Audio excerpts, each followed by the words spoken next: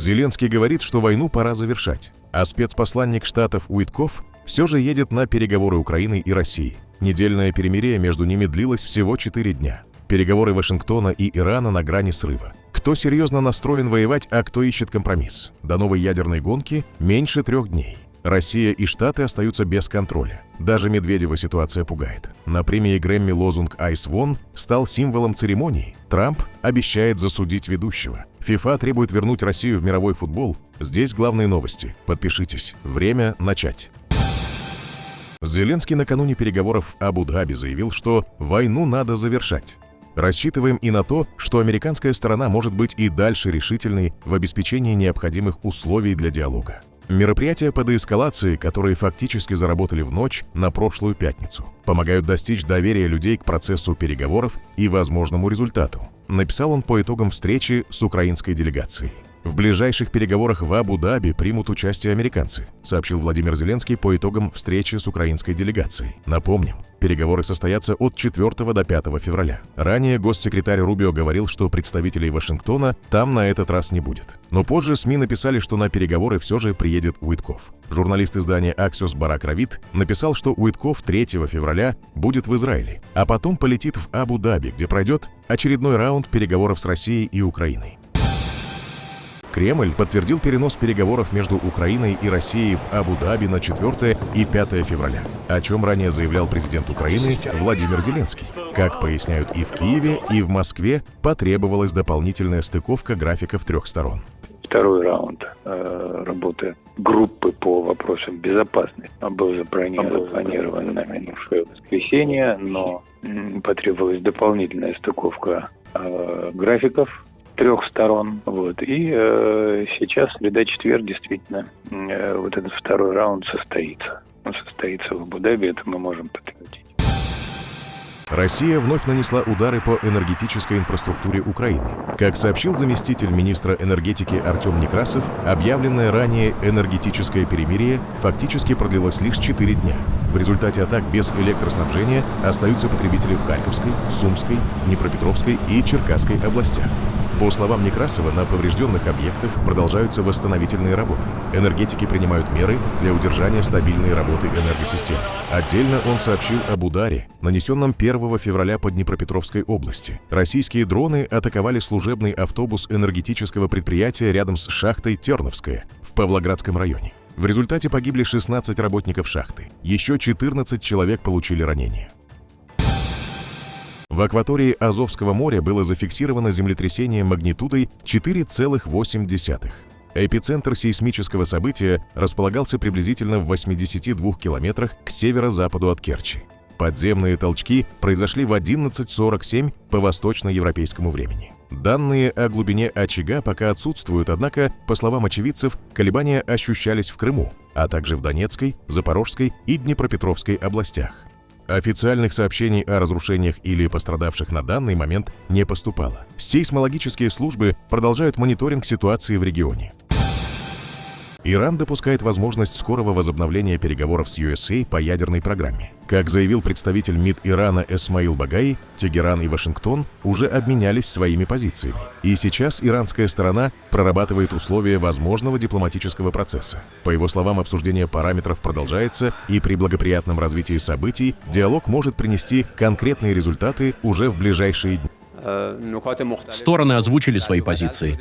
На данном этапе мы рассматриваем и принимаем решения по деталям любого дипломатического процесса, который, как мы надеемся, в ближайшие дни приведет к результату. В обмен на меры по укреплению доверия и устранению надуманных поводов, связанных с обеспокоенностью иранской ядерной программой, наше требование, безусловно, заключается в снятии несправедливых санкций, которые были введены против иранского народа в последние годы. Вопрос, с которым мы сейчас имеем дело, также включает угрозы, и, безусловно, в любых переговорах, в любом дипломатическом процессе все эти аспекты должны рассматриваться в комплексе. Этот шаг Европейского Союза был не только оскорблением для иранского народа, но и стал следствием стратегического просчета ЕС. К сожалению, Европейский Союз забыл, что те, кого он оскорбляет, называя террористами, это именно те, кто обеспечивает безопасность и стабильность в регионе Персидского залива. Заявление прозвучало на фоне накалившейся обстановки вокруг Ирана. После жесткого разгона массовых протестов режимом аятолл в прошлом месяце Штаты резко нарастили военно-морское присутствие у иранских берегов. Дональд Трамп сначала намекал на возможное вмешательство, но затем сменил риторику и сделал ставку на давление через ядерные требования. На этом фоне в Тегеране уже заговорили о закулисной дипломатии. Влиятельный чиновник по вопросам безопасности Али Лариджани подтвердил, что подготовка к переговорам с Вашингтоном идет полным ходом. В регионе снова пахнет большой сделкой или большим кризисом. Мир входит в опасную зону. 5 февраля истекает договор СНВ-3 между Америкой и Россией, ограничивавший ядерные арсеналы. Впервые с 1970-х между крупнейшими ядерными державами не останется ни одного соглашения о контроле стратегического оружия. СНВ-3 сдерживал стороны потолком в 1550 боеголовок и 700 носителей, а также обеспечивал инспекции и обмен данными, снижая риск ошибок и эскалации. После вторжения России в Украину переговоры фактически заморожены. В 2023 году Путин приостановил участие в договоре и допустил возврат к ядерным испытаниям. Инспекции так и не возобновились. Эксперты предупреждают, мир может вступить в новую гонку ядерных вооружений. Что касается России, то, похоже, у них есть некоторые опасения по поводу живучести некоторых из существующих стратегических систем доставки ядерного оружия. И именно это, как я и некоторые аналитики считаем, послужило причиной испытаний некоторых из этих новых, так называемых, новаторских стратегических систем. Речь идет о буревестнике, о возможностях Посейдона, испытания которых объявил Путин. Ядерная тревога усиливается, Америка и Россия по-прежнему контролируют около 86% мирового ядерного арсенала, а Китай тем временем ускоренно наращивает свои силы, усложняя любые будущие договоренности о стратегической стабильности.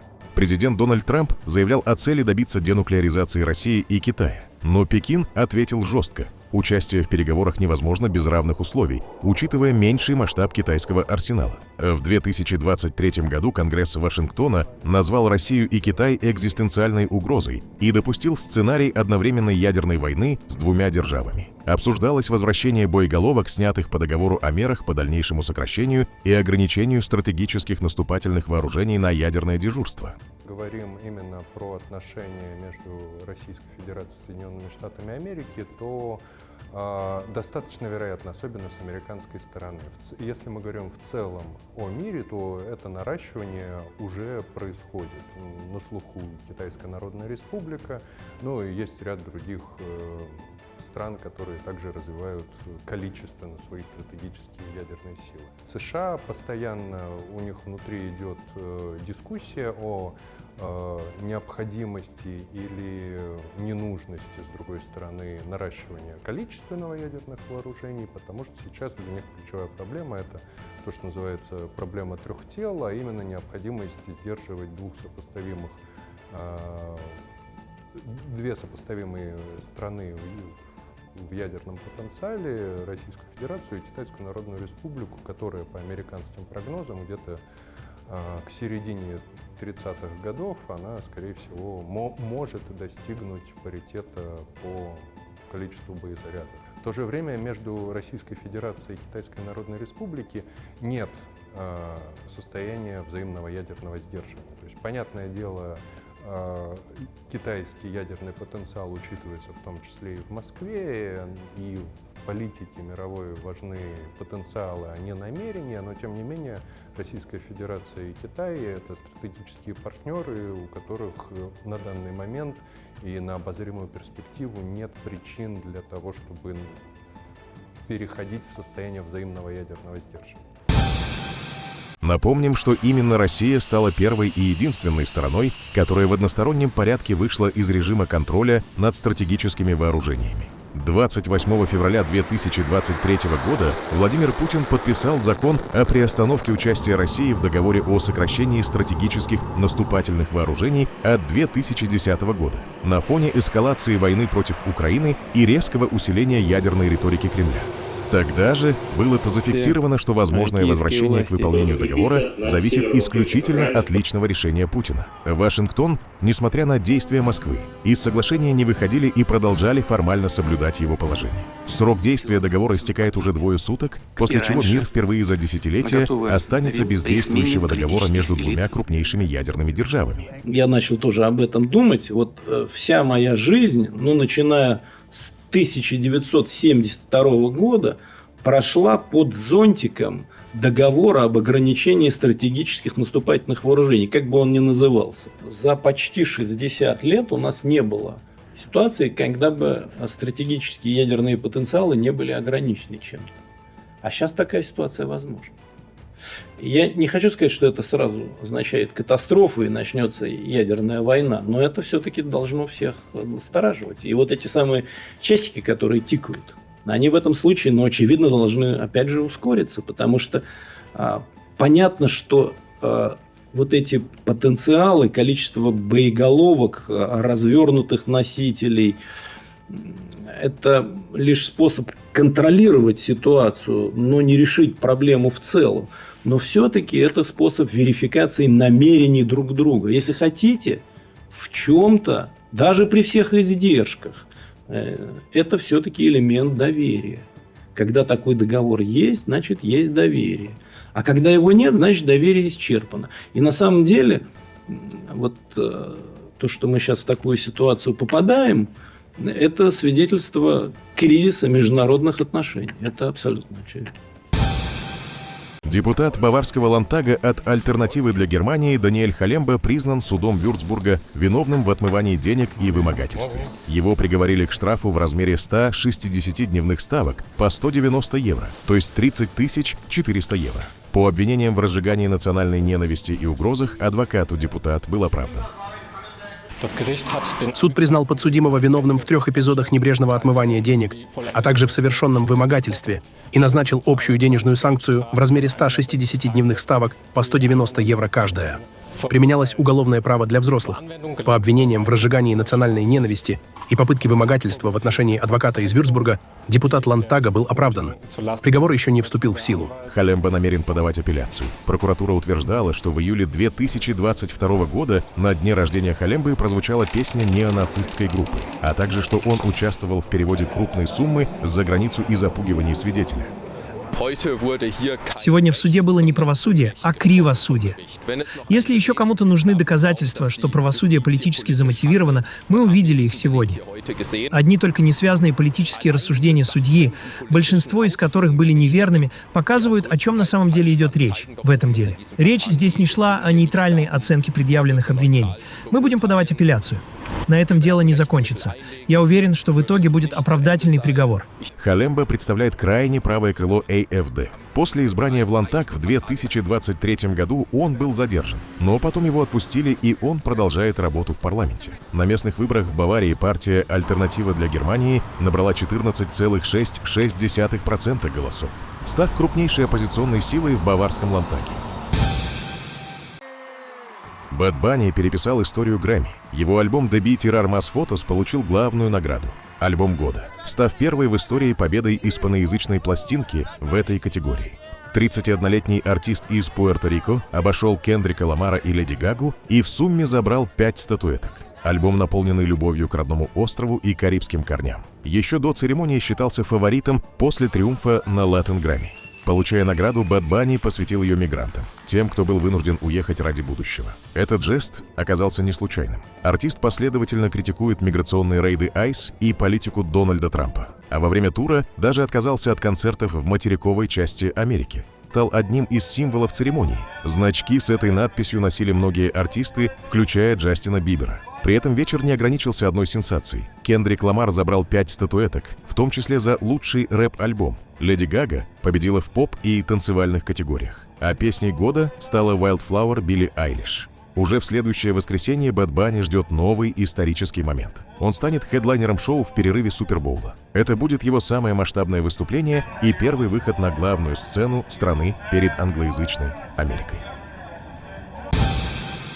Дональд Трамп отреагировал в оскорбительном тоне, назвав церемонию Грэмми мусором, и пригрозил ведущему судом за шутку об острове Эпштейна. Песня года «Поздравляем Билли Айлиш, вау».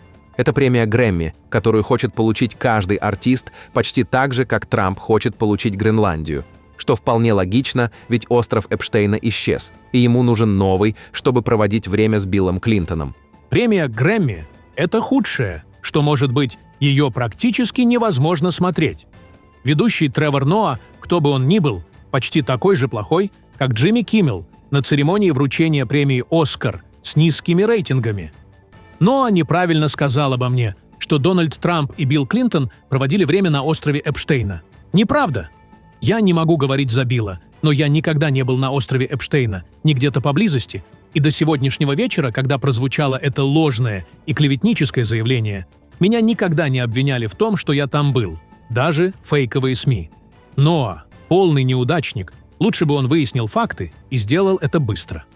Похоже, я отправлю своих адвокатов, чтобы они подали иск против этого бедного, жалкого, несчастного, тупого ведущего и потребовали от него огромную компенсацию. Спросите Литла Джорджа Слоподополуса и других, как все это закончилось. Готовься, Ноа, я немного развлекусь с тобой. ФИФА должна рассмотреть вопрос отмены запрета на участие российских команд в международных турнирах, заявил президент организации Джанни Инфантино. Мы должны это сделать. Определенно, потому что этот запрет ничего не дал, он только вызвал еще большее разочарование и ненависть, заявил Джанни Инфантино на вопрос Sky News. По его мнению, помогло бы, если бы девочки и мальчики из России могли играть в футбол в других частях Европы. Ранее президент ФИФА уже выступал в поддержку возвращения России в международный футбол. Напомним, что российские клубы и сборная отстранены от международных соревнований с начала вторжения в Украину.